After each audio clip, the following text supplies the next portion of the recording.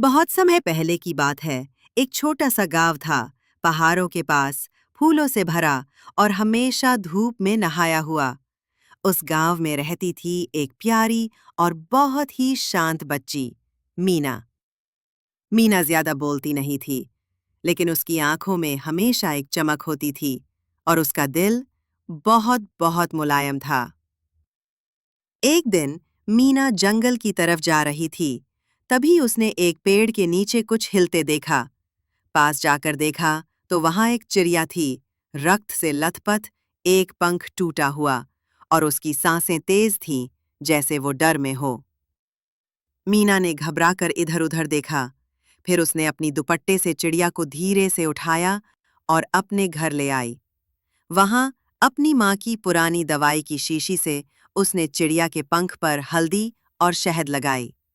फिर कपड़े का एक छोटा पट्टी बांधा, बिल्कुल नर्म।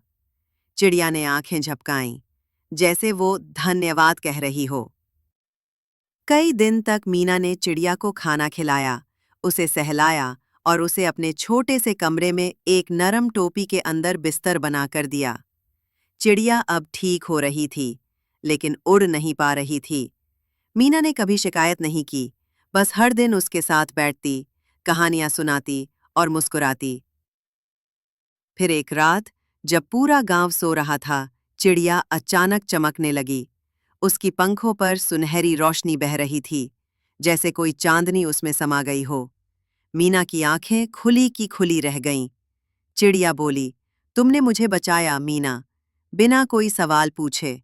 अब मेरी बारी है तुम्हारी मदद करने की। अचानक चिड़िया ने पंख फैलाए और वो बन गई सुनहरी जादुई चिड़िया। उसकी हर पंख से झरने लगे नन्हे चमकदार फूल और उसके पैरों से टपके रंग बिरंगे मोती। फिर वो मीना को एक छोटा सा पोटली दी, जिसमें थी एक जादुई घंटी। जब भी तुम डर महसूस करो, बस ये घंटी बजाना और मैं आ जाऊंगी।